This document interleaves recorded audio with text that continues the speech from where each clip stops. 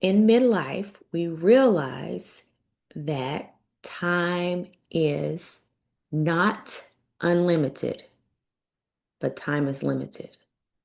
Nobody tells you these things. There's no real manual of midlife and how to experience midlife, other than, of course, we do have books. People write books about midlife, and they're coming from mostly their interpretation, which is great because we get to glean different things, and then they have the data based on a percentage or a number of case studies that we can actually tune in and glean from.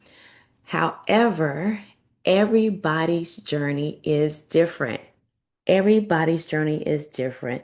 So sometimes what we listen to, what we hear, what we glean from doesn't necessarily fit what we're going through. It may be similar, but it doesn't fit it to a T.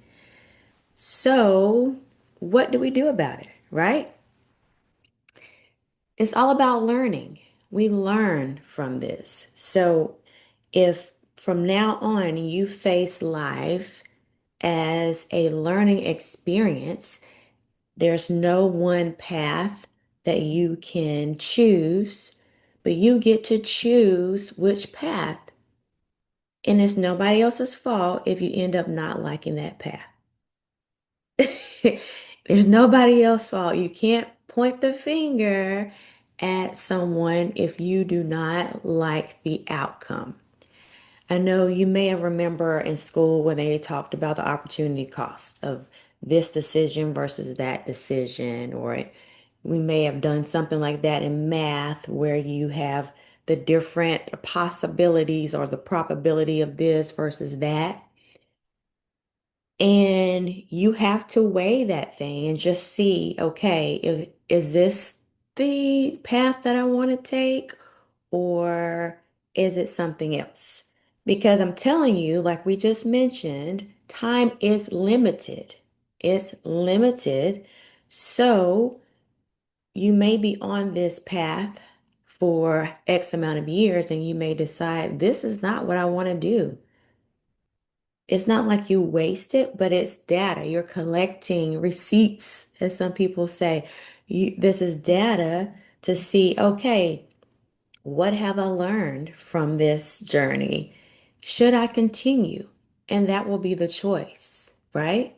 Which leads me to the next thing, that time is in your mind. Time is in your mind.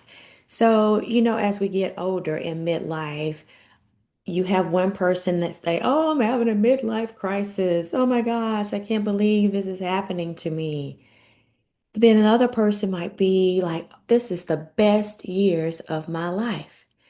Like, who's right? Both, because it's all your state of mind, your state of being. As I get ready to knock over my microphone, it's your state of being. It's in your mind. So you can determine your outcome based on that thinking. I remember one person talking about the stinking thinking, their stinky thinking, whatever that phrase was. And it's all about how you think about your circumstances and what you're doing. And so, if you're so focused on things being a crisis instead of an awareness, it's going to determine that time as well. Whatever it is that you have in your toolkit, whether it's books, whether it is AI, whether it's YouTube videos that you watch, there may be some nuggets that give you that aha moment of, wow, okay, I can use this to maybe save me 15 minutes of my day, maybe get more organized so I can maybe make the most of my time, if that makes sense. All right.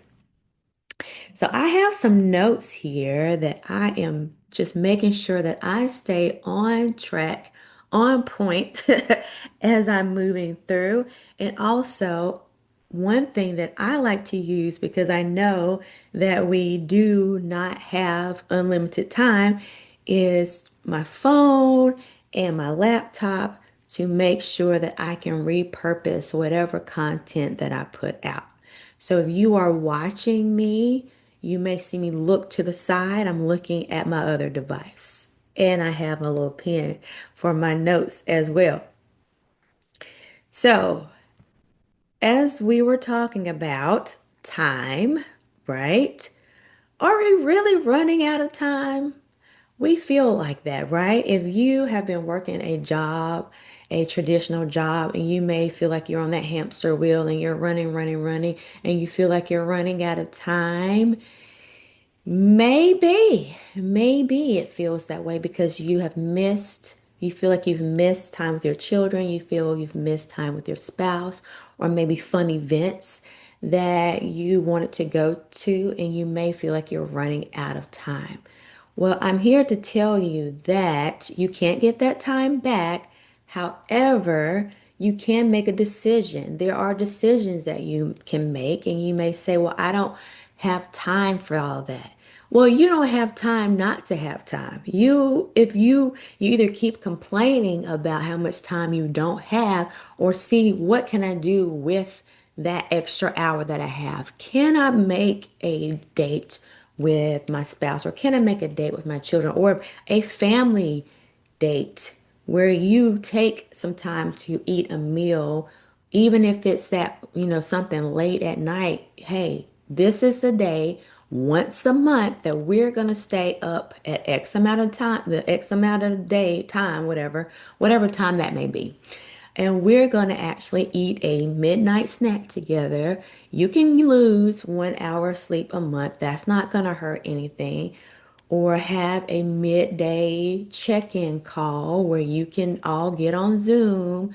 If they're, at school, maybe on their ride home from the bus, or if there's a car ride, then the kid can put up Zoom and make sure everybody can tune in, even if it's 15 minutes, to actually have that time.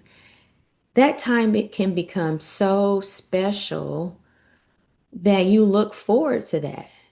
And that's something that you can cherish for the rest of your life. So your schedule, your life doesn't have to look like everyone else's. You can choose something different and choose to make the most of that moment and make that a timeless treasure for you and your family.